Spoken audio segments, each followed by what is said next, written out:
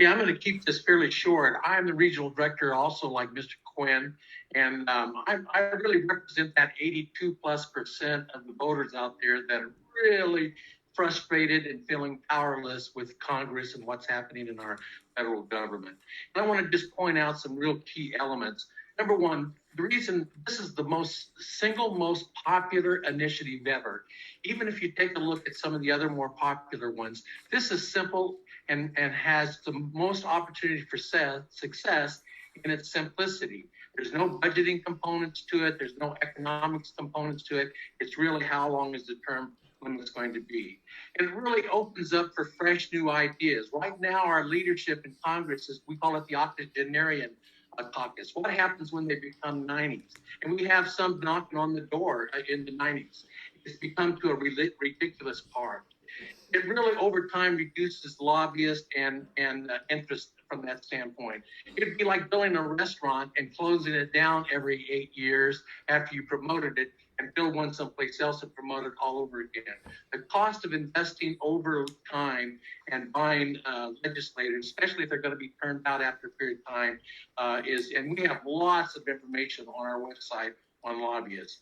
Congress was meant to be citizen legislative. Now, the longer they are, the more power they have. Today, Congress has less than 15% approval rate and yet 95% re-election. They almost have to die or be indicted. And sometimes even indicted doesn't stop it. It's amazing when you take a look at that. Why is that? Because our best and our brightest know the odds are so significant that they don't try. A lot of times we get opportunists. We have a lot of races that are just typically uncontested.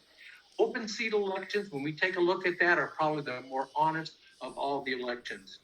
My challenge to you is you talk to the next 10 people in your district and just ask them, what are your thoughts on term limits? And get ready for an ear poll. Nobody has a small opinion when it comes to term limits they wanted. There will be a tipping point as we start to add states on. As Ken Quinn mentioned earlier, we have quite a few. Just this week, this is my third committee hearing, and we passed the other two in Arizona Senate and Arizona House. So this really is picking up momentum. It's simple. I urge you to please vote on HCR 3033, and we're getting close to that tipping point. We want North Dakota to join those rankings. Mr. Hooper, part of the handouts was a poll, the U.S. term limits poll, done in North Dakota. Can you address that? Or do you have that in front of you? I don't have that in front of me. Well, I can tell you what it says, and it says conducted February 13th through 17th of 2020, so that had been last year about this time. It says total, and it was 500 people from what I believe the survey said. Total approval in North Dakota of term limits on Congress was 84%. Republican was 92%, Democrat 78%, Independent 81%, college degrees 86%, and no degree 83%.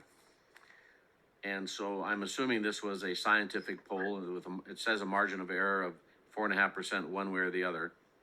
And so yeah, we use Pulse. That particular survey was done by Pulse, which is a noted polling organization. We also have some McLaughlin that I think they included with that.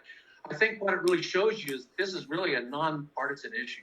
Yep. Right across the board, conservatives and Democrats, independents. In fact, our biggest growth most recently has been with independents and Democrats. And so it continues 5 to 10% increase every year. Any questions, committee? Seeing none, thank you very much, Mr. Hooper. Is there anyone else online that is in favor?